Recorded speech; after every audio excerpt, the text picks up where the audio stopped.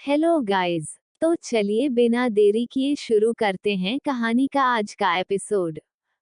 मुंबई में इस वक्त सनशाइन नाइट क्लब में आज अंश वंश आदित्य मौजूद थे। वह लोग यहाँ पर रात के 12 बजे ही आ गए थे, जिस वजह से अपने अरमान के बारे में कोई खबर नहीं थी। अभी सुबह के 3 बजे बज रहे थे और यह सब लोग डांस फ्लोर पर टल्ली होकर डांस कर रहे थे। सिंगल बॉयज आज चिल करने के लिए क्लब आए थे, उनके साथ कोई और लड़के लड़कियां भी थे। तभी डांस कर रहे अंश की नजर एक लड़की पर गई जो कि खुलकर डांस कर रही थी। उस लड़की ने काफी शॉर्ट ड्रेस पहनी हुई थी जो कि उसकी थाई तब थी। वह लड़की काफी हॉट और सेक्सी लग रही थी। सारे लड़कों की नजर उस पर ही बनी हुई थी। उसके आसपास भी 3 लड़कियां डांस कर रही थी, चारों एकदम कयामत लग रही थी। अंश की नजर उस पर ठहर गई। अंश को इस तरह से डांस करते करते रुकता देख आदित्य ने हैरानी से कहा, क्या हुआ तुझे? तभी उसने अंश की नजरों का पीछा किया। उसे भी स्टेज पर वही लड़की देखी जिसे देखकर आदित्य की आंखें बड़ी बड़ी हो गई। उसने एक नजर अंश को देखा और फिर हंसते हुए कहा, भाई तुझे पहली नजर का प्यार व्यार तो नहीं हो गया है ना? अंश ने आदित्य को घूरते हुए कहा, शट अप। तभी वंश जो कि मजे से डांस कर रहा था, उसकी नजर भी उन दोनों पर गई। वह उन दोनों के पास आकर कहीं लगा, क्या हुआ तुम दोनों को? आदित्य ने हंसते हुए कहा, हमारा भाई पहली नजर में फ्लैट हो गया उस पर। इतना कहकर उसने स्टेज पर डांस कर रही लड़की की तरफ इशारा।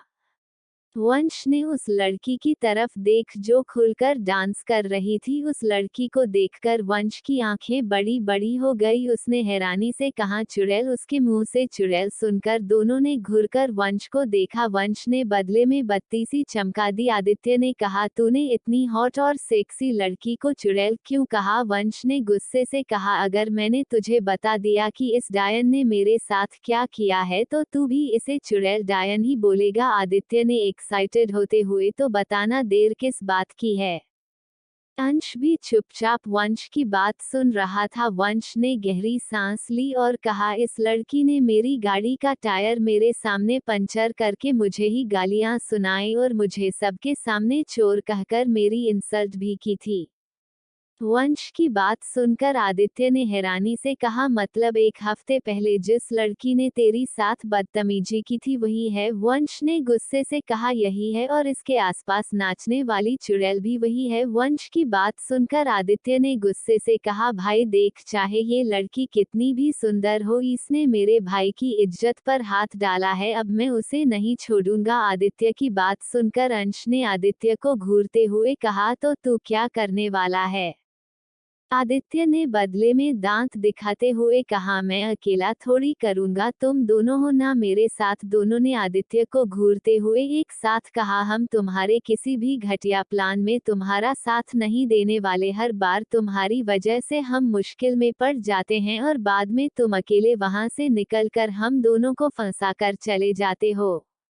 दोनों की बात सुनकर आदित्य ने बच्चों की तरह मुंह बनाकर कहा, तुम दोनों तो मेरे यार हो ना? देखो, बचपन से सब लोगों ने अपने लिए लड़की ढूंढ ली, पर मैं तुम दोनों के लिए सिंगल हूँ। प्लीज मेरा साथ मत छोड़ना वरना मेरा क्या होगा? आदित्य ने दोनों की तरफ देखकर रोने जैसी शक्ल बनाकर कहा। दोनों ने गुस्से से आदित्य को घूरते हुए कहा, तुम्हारी नौटंकी कभी खत्म नहीं होगी। आदित्य ने कहा, वह तो कभी नहीं होगी। फिर उसने दोनों को अपने पास बुलाया। अंश और वंश दोनों के कान में कुछ कहा जिसे सुनकर दोनों एक साथ चिल्लाए, तुम पागल हो? बदले में आदित्य ने चमकती आंखों से दोनों को देखते हुए कहा, अरे एक बार मेरा प्लान ट्राई करके तो देखो।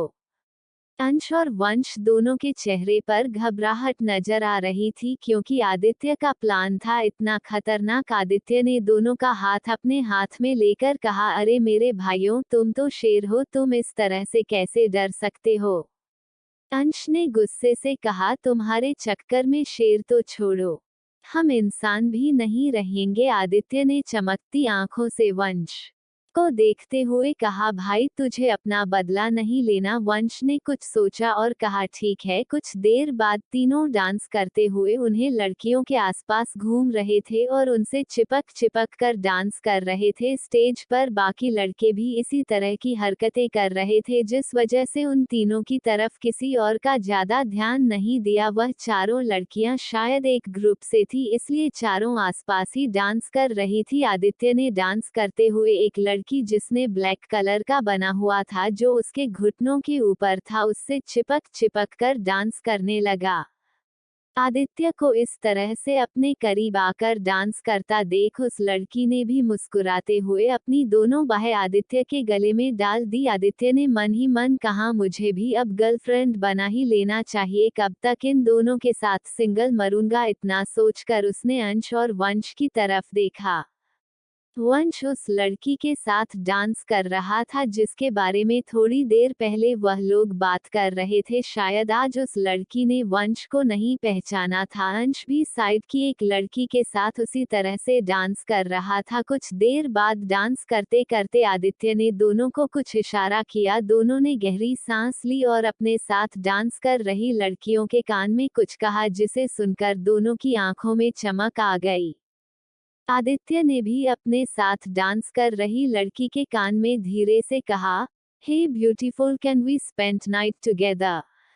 आदित्य की बात सुनकर उस लड़की के चेहरे पर बड़ी सी मुस्कुराहट आ गई। उसने भी मदहोशी भरी आवाज में आदित्य के गाल पर हाथ देते हुए कहा, क्यों नहीं हैंडसम। लड़की की बात सुनकर आदित्य ने हंसते हुए कहा, अब देखो तुम्हारे साथ में करता क्या होता है चुड़ैल।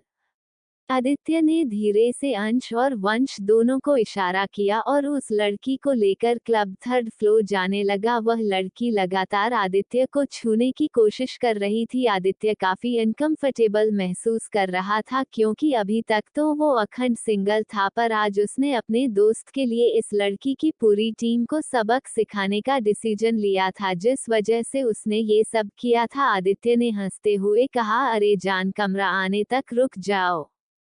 उस लड़की ने आदित्य की पूरी बात इग्नोर करते हुए मदहोशी भरी आवाज ने कहा, अगर तुम्हारे जैसा हैंडसम बंदा सामने हो तो मैं कैसे कंट्रोल करूं। अब आदि को खुद की इज्जत पर डर लग रहा था। उसका प्लान तो इस लड़की को कमरे में ले जाकर डराने धमकाने का था, पर ये तो उसके ऊपर ही चढ़ने के लिए तैयार थी। आदित्य ने हंसते हुए कहा, रुको रुको मेरी माँ, अभी थोड़ा सब्र करो। पर वह लड़की थी कि मानने को तैयार ही नहीं थी। अब आदित्य बेचारे की हालत खराब हो रही थी। उस लड़की ने लिफ्ट में आदित्य के शर्ट के बटन के साथ खेलते हुए, चलो नाही से स्टार्ट करते हैं। उस लड़की की बात सुनकर आदित्य को लग रहा था जैसे आज उसकी इज्जत लूट जाएगी। आदित्य ने अजीब सी हंसी के साथ कहा, रुको रुको। इतना कहकर उसने उस लड़की के हाथों को पकड़ा, पर वह लड़की जबरदस्ती आदित्य के हाथों को अपने हाथों से छुड़ाकर शर्ट के बटन खोलने पर तुली हुई थी। वहीं दूसरी तरफ ग्राउंड फ्लोर पर बने एक प्राइवेट कमरे में अंश अपने साथ एक वाइन कलर की ड्रेस वाली लड़की को लेकर आया था, जो कि उस लड़की के साइड में डांस कर रही थी। वह लड़की भी जबरदस्ती अंश से चिपक रही थी, जबकि अंश काफी अनकंफर्टेबल फील कर रहा था। अंश ने गुस्से से कहा, कुत्ते आदि, अगर तेरी वजह से आज मेरी इज्जत लूट गई तो मैं तुझे जान से मार डालूंगा। मैंने खुद को अपनी बीवी के लिए बचा कर रखा है।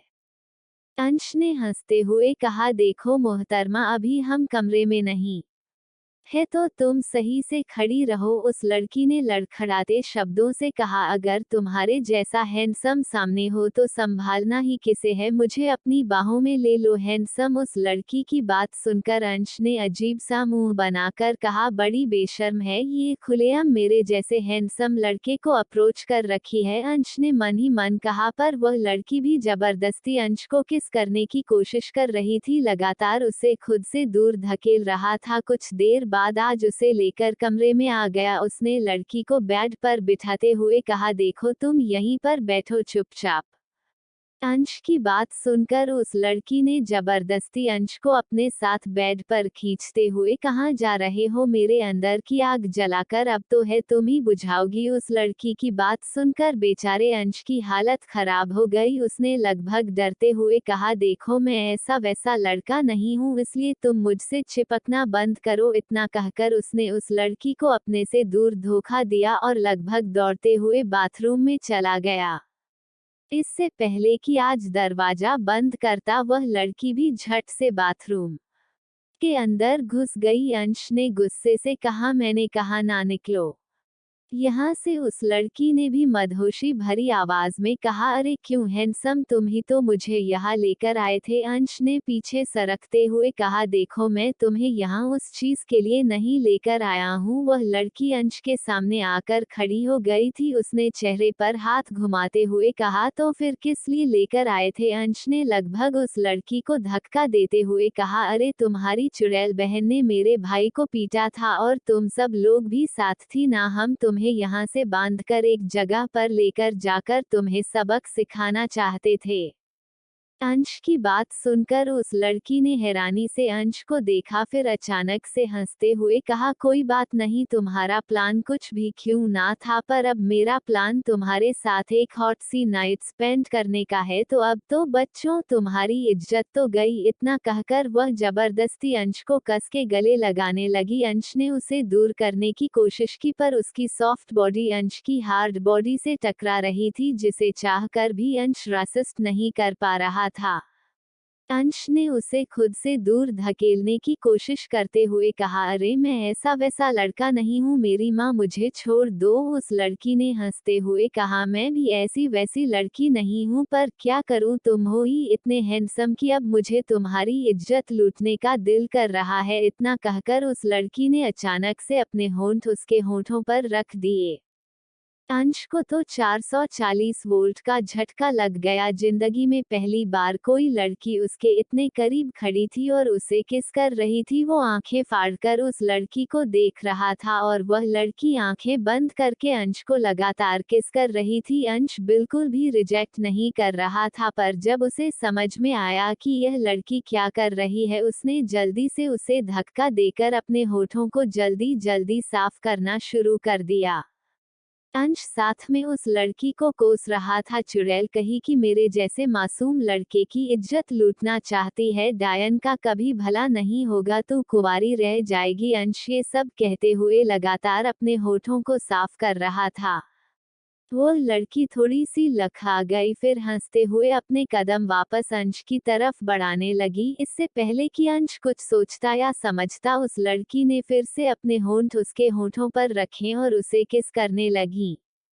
वहीं दूसरी तरफ आदित्य जिस रूम में था, उसमें मजे से उस लड़की को बेड पर बिठाया और बाथरूम में चला गया। उसने अपने हाथ में रस्सी पकड़ी हुई थी और वह चमकती हाथों से उसी को देख रहा था। आदित्य ने एक्साइटिंग होते हुए कहा, जिंदगी में पहली बार किडनैपर की फीलिंग आएगी। यह सब सोचकर आदित्य खुशी से बाथरूम में नाच रहा था।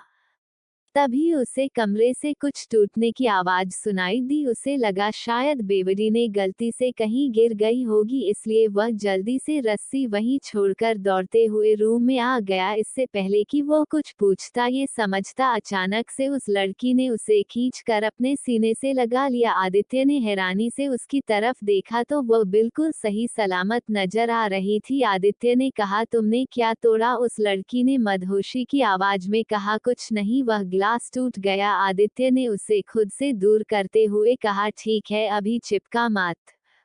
उस लड़की ने जबरदस्ती आदित्य के बाजू को कस के पकड़े हुए कहा, क्यों? आदित्य ने मुंह बनाकर कहा, अरे मेरी माँ, छोड़ दो, मैं बचपन से बाल ब्रह्मचारी हूँ और यह ब्रह्मचारीपन मैं अपनी बीवी के साथ ही खत्म करूंगा। हटो, मुझे अपना धर्म भ्रष्ट नहीं करना। उस लड़की ने भी बच्चे की तरह कहा, पर आप मुझे तुम पसंद आ गए हो, शादी तो तुम्हें मेरे साथ ही मुझसे शादी करनी पड़ेगी। आदित्य ने उस लड़की को घूरते हुए कहा, चुड़ैल कही कि मैं तुमसे शादी क्यों करूंगा? उस लड़की ने जबरदस्ती आदित्य को बाजू से पकड़कर हिलाते हुए कहा, क्योंकि अब मैं तुम्हारा रेप करूंगी। इससे पहले कि आदित्य कुछ सोचता या समझता था, उस लड़की ने अपने होंठ आदित्य के होठों पर रखे और उसे जबरदस्ती किस करने लगी। आदित्य भी आंखें फाड़ फाड़ कर उस लड़की को देख रहा था। उसे समझ नहीं आ रहा था कि उसके साथ हो क्या रहा है, पर यह एहसास उसके लिए भी बिल्कुल नया था। बचपन से वह सिर्फ 2 लड़कों के साथ रहता था, अंश और वंश, जो कि उसी की तरह से सिंगल थे, इसलिए कभी कभी उन तीनों को सभी लोग गे कहकर चिढ़ाते थे।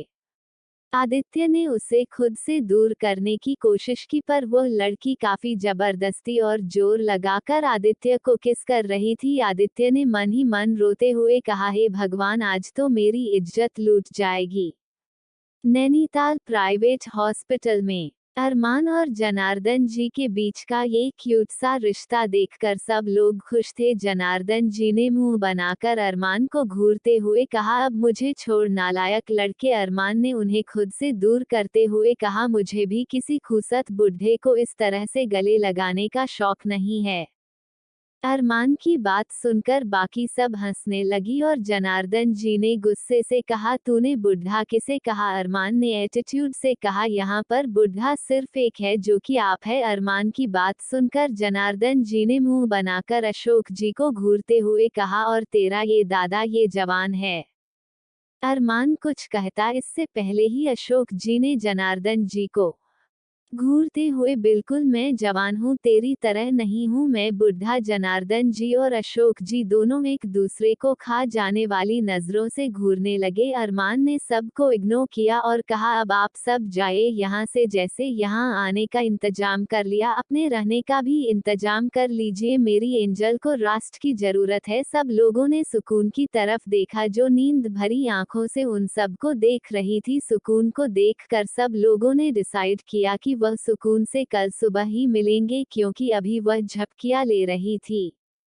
सब लोगों ने एक नजर सुकून और अरमान को देखा और चुपचाप वार्ड से बाहर निकल गए। उन सब के जाने के बाद सुकून ने अपनी दोनों बाहें खोलकर अरमान को अपने पास आने का इशारा किया। अरमान भी चुपचाप आकर सुकून के बेड पर लेट गया। अरमान की लेटते ही सुकून उसके ऊपर चढ़कर लेट गई। सुकून ने अरमान के सीने पर अपना सर रखकर कहा, आपके गाल पर दर्द हो रहा है मिस्टर हैंडसम। अरमान ने कहा, तुम्हें सच में लगता है तुम्हारे बूढ़े दादू के हाथ में इतनी ताकत होगी कि वह मुझे दर्द पहुंचा सके? सुकून ने मुंह बनाकर कहा, आप दादू को बूढ़े मत कहो। अरमान ने कहा, ठीक है। अरमान ने सुकून को सीने से लगाकर कहा, आपकी बाहों में मुझे हर दर्द से सुकून मिलता है। सुकून ने चमकती आंखों से अरमान को देखा और प्यारी सी मुस्कुराहट के साथ कहा, सच में मिस्टर हैंडसम? अरमान ने उसके माथे पर किस करते हुए कहा, आपको कोई शक है? सुकून ने अपना सर ना में हिलाते हुए कहा, बिल्कुल नहीं, सुकून तो है ही एंजल, आपकी एंजल। अरमान ने उसके माथे पर फिर से चूमते हुए कहा, सिर्फ मेरी एंगल। इतना कहकर अरमान ने सुकून को कस के गले लगा लिया। हालांकि अभी सुबह के 4:30 बज चुके थे, पर उन्हें कोई काम नहीं था, इस वजह से दोनों आराम से एक दूसरे की बाहों में सो गए। हाय गाइस, कैसे हैं आप सब? उम्मीद है अच्छे होंगे। तो चलिए बिना देरी किए शुरू करते हैं कहानी का आज का एपिसोड।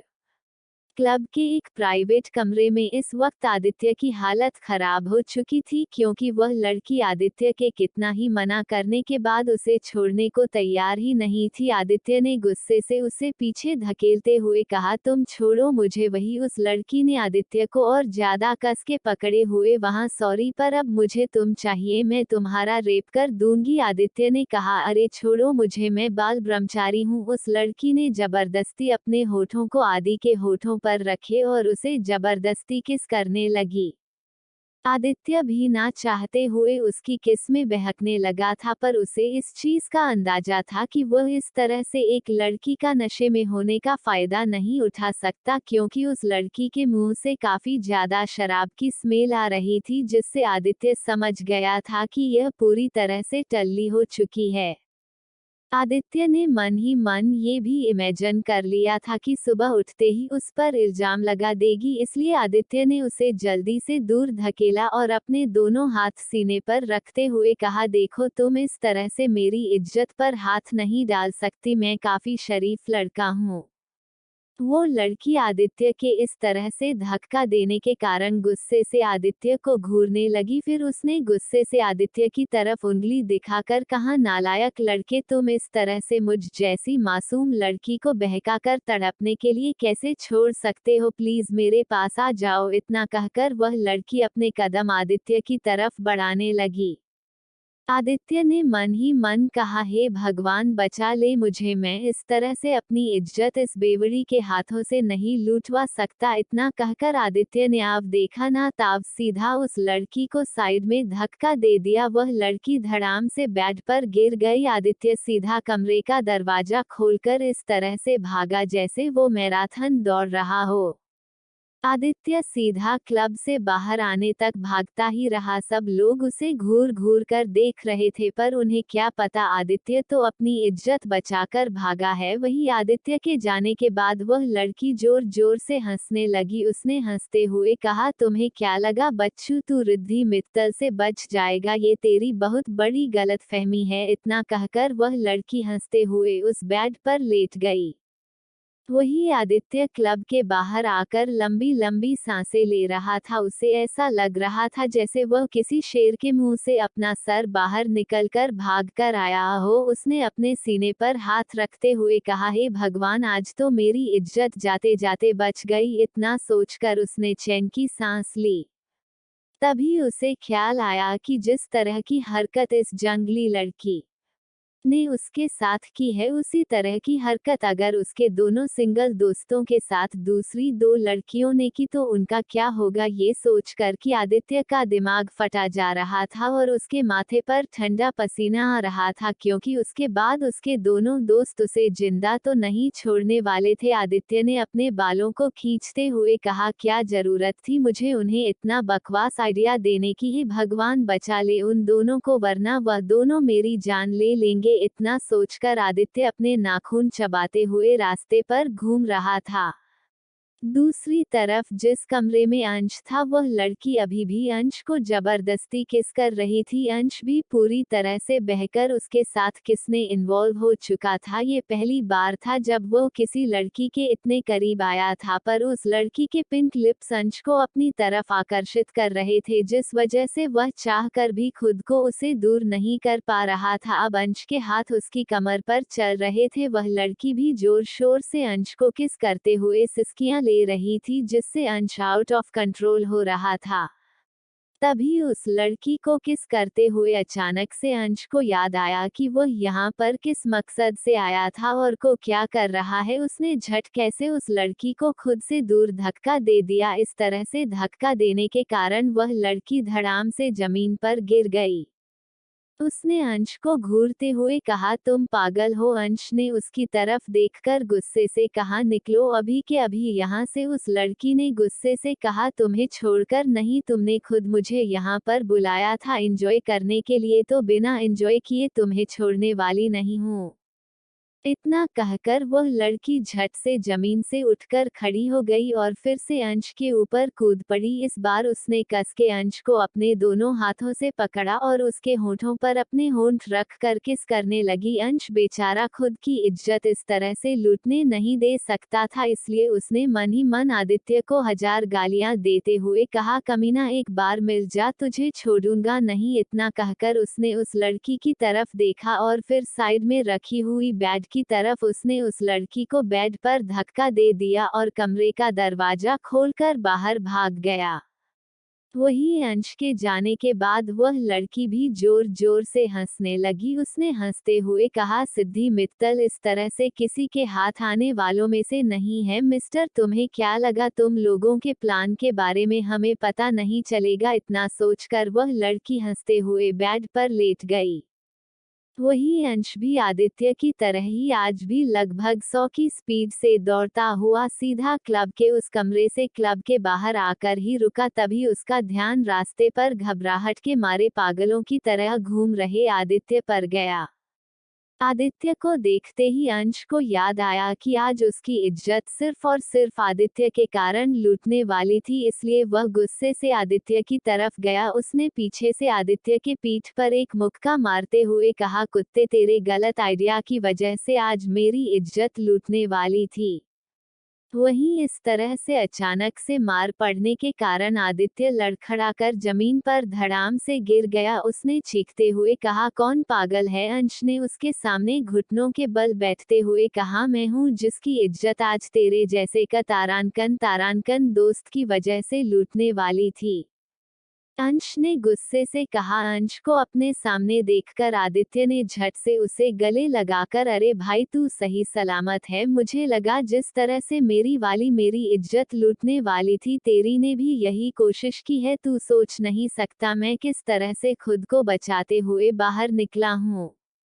आदित्य की बात सुनकर अंश ने हैरानी से कहा, मतलब तू जिस कमरे में था उस लड़की ने भी तेरे साथ जबरदस्ती करने की कोशिश की थी? आदित्य ने मासूमियत से सर हिलाकर कहा, हाँ, मुझ जैसे बाल ब्रह्मचारी का वह ब्रह्मचारीपन खत्म करना चाहती थी, पर मैंने भी उसे धक्का दिया और साफ साफ कह दिया कि मैं सिर्फ अपनी बीवी के साथ अपनी वर्जिनिटी लूज करूंगा। इतना कहकर मैं भागते हुए सीधा यहाँ आया हूँ और तब से तुम दोनों के बारे में सोचकर ही मैं यहाँ पर चक्कर काट रहा था। इतना कहकर आदित्य चुप हो गया। आदित्य की बात सुनकर अंश भी उसके साथ सड़क पर बैठ गया और दोनों अपने सर पर हाथ रखकर एक दूसरे की तरफ देखने लगे। आदित्य ने कहा, तेरे साथ भी? अंश ने कहा, हाँ।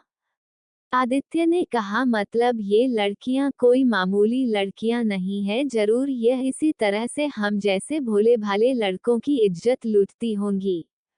आदित्य और अंश को अब वंश की चिंता सता रही थी, क्योंकि इन लड़कियों की गैंग लीडर वंश के साथी थी। अगर ये दोनों इस तरह की हरकतें कर रही थी तो इसका ये पक्का मतलब था कि जो लड़की वंश के साथ थी वह तो इन दोनों से भी ज्यादा खतरनाक होगी। आदित्य ने घबराते हुए अंश से कहा, अंश, क्या हमारे भाई की आज इज्जत लूट जाएगी? अंश ने गुस्से से कहा, अगर ऐसा हुआ तो वह तेरी जान ले लेगा। आदित्य ने लगभग रोते हुए कहा, अरे भाई, मुझे क्या पता था ये चुड़ैल इतनी खतरनाक होंगी? मुझे लगा था हम लोग इन्हें बांधकर इनकी अच्छी खातिरदारी करेंगे, इन लोगों ने तो हमारी इज्जत पर हाथ डाल दिया। इतना कहकर चुप हो गया। आदित्य को घूरते हुए कहा, हमें तुम्हारे घटिया प्लान को मानना ही नहीं चाहिए था। इतना कहकर अंश ने गुस्से से आदित्य को घूरा। आदित्य ने बदले में छोटे बच्चों की तरह अपनी गर्दन झुका दी। वहीं दूसरी तरफ एक प्राइवेट कमरे में वंश लगातार उस लड़की को चूम रहा था। वह लड़की भी वंश को लगातार चूम रही थी। वंश को जब लगा कि अब वो लड़की सांस नहीं ले पा रही है, तब उसने अपने होठों को उस लड़की के होठों से आजाद किया। दोनों लंबी लंबी सांसें लेने लगे। उस लड़की ने मदहोशी भरी आवाज में वंश को देखते हुए कहा, तुम काफी हॉट हो, मुझे तुम्हें खाने का दिल कर रहा है। वंश ने उस लड़की की तरफ देखकर घूरते हुए कहा, पर मुझे तुम्हारे अंदर कुछ भी अच्छा नहीं लगा। वंश की बात सुनकर उस लड़की ने मदहोशी भरी आवाज ने कहा, एक बार मेरे कपड़े तो खोल कर देखो, सच कह रही हो, मुझे देखकर पागल हो जाओगे। उस लड़की की बात सुनकर वंश ने उसे घूरते हुए कहा, एक नंबर की बेशर्म हो तुम। वंश की बात सुनकर उस लड़की ने हंसते हुए, तो शर्मा कर क्या करूं, इस दुनिया में बेशर्म ही रहना अच्छी बात होती है।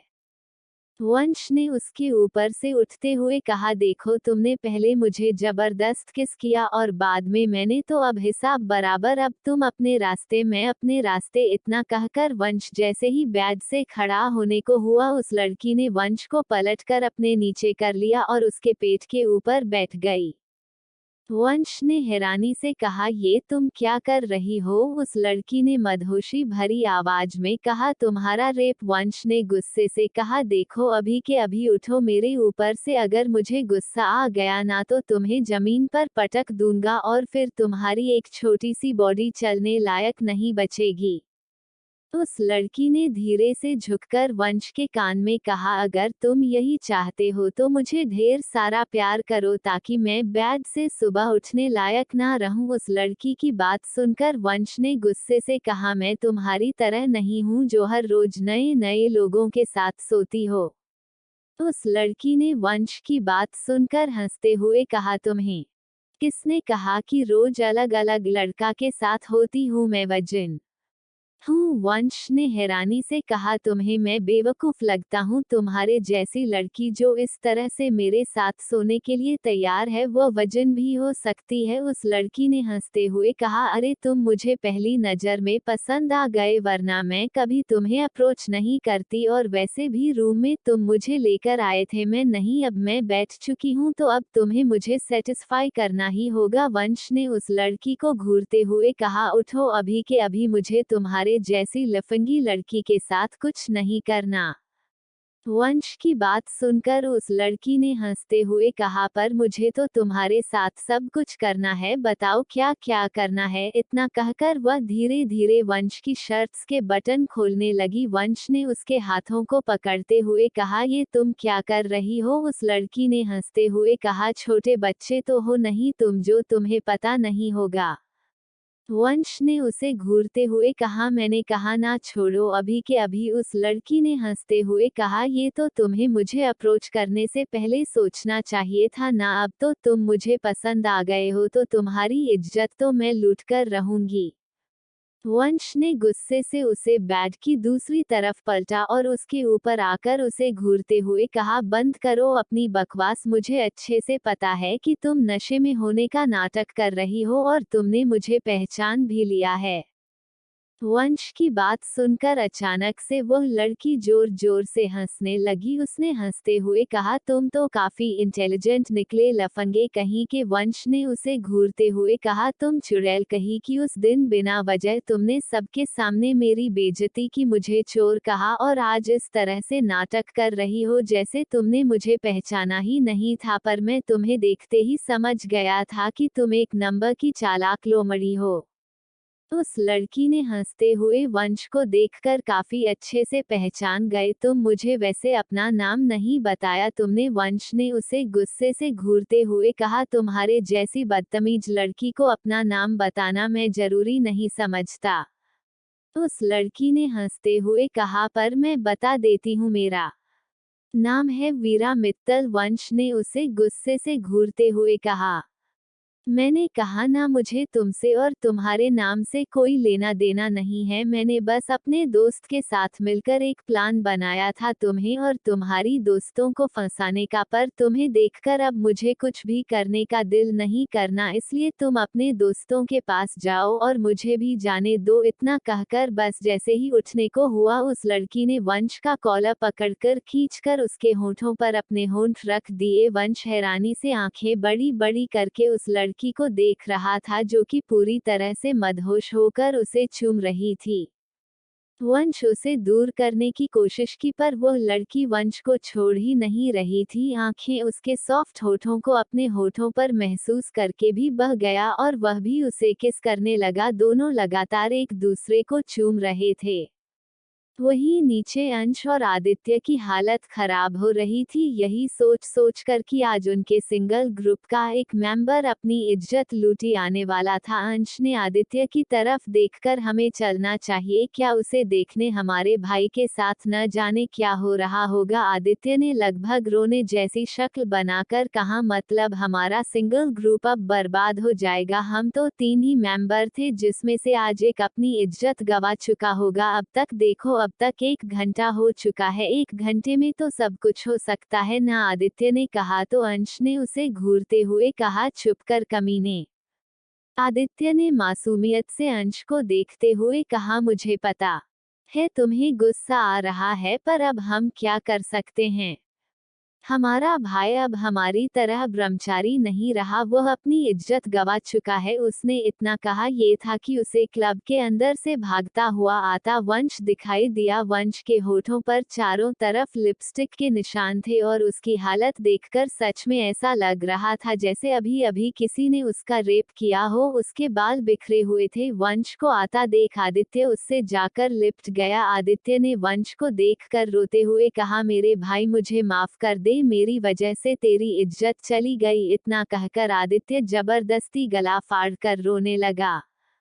वही वंश जो जबरदस्ती वीरा को धक्का देकर भागकर नीचे आया था। इस तरह से आदित्य के गले लगाकर रोने के कारण गुस्से से भर गया। उसने आदित्य को धक्का देते हुए कहा, पागल हो तुम, कुछ नहीं हुआ मेरे साथ, मैं भाग कर आया हूँ। तीनों ने एक दूसरे की तरफ देखा और लाचारी से अपना सर हिला दिया। वंश ने आदित्य के बालों को जोर से खींचते हुए कहा, सब तेरे पागल आइडिया की वजह से। तुझे पता है आज वह डायन मेरा रेप करना चाहती थी। वंश की बात सुनकर आदित्य ने कहा, और सिर्फ तेरा नहीं मेरा, और इसका मतलब वह सभी लड़कियां किसी चुड़ैल से कम नहीं है। तीनों ने एक दूसरे की तरफ देखा और सीधा गाड़ी में जाकर बैठ गए। वहीं नैनीताल में सुबह सुबह अरमान और सुकून हॉस्पिटल बेड पर एक दूसरे को गले लगाकर सो रहे थे। सूरज की रोशनी जैसे ही खिड़की से अंदर आई, अरमान की आंखें खुल गई। उसने अपने सामने दुनिया की सबसे सुंदर लड़की को देखकर उसके माथे पर किस करते हुए कहा, गुड मॉर्निंग एंजल। सुकून अभी भी मीठी मुस्कुराहट के साथ सो रही थी। उसके चेहरे पर हमेशा की तरह क्यूट सी स्माइल थी। अरमान ने झुककर उसके लिप्स पर किस कर लिया। सुकून भी कोई रिएक्शन नहीं दिया। ये देखकर अरमान उसके ऊपर आ गया और उसके होठों पर किस करने लगा। सुकून को जब नींद में ही सांस लेने को दिक्कत हुई तब उसने धीरे से अपनी आंखें खोलकर देखा तो अरमान उसके होठों को लगातार चूम रहा था। अरमान उसके लोअर लिप्स को किस कर रहा था तो कभी अपर लिप्स को। सुकून ने अपनी उनिंदी आंखों से अरमान को देखकर कुछ कहने की कोशिश की, पर उसके लिप्स को अरमान ने अपने लिप्स में कैप्चर करके रखा हुआ था, जिस वजह से वह चाहकर भी कुछ नहीं कह पा रही थी। जैसे ही अरमान को लगा कि सुकून सांस नहीं ले पा रही है, वैसे ही अरमान ने सुकून को छोड़ा। अरमान के छोड़ते ही सुकून लंबी लंबी सांसें लेने लगी। आज के लिए बस इतना ही। अगले एपिसोड में आप देखेंगे इन दोनों का क्यूट सा रोमांस। वैसे सिंगल बॉयज की बैंड कैसे बचें।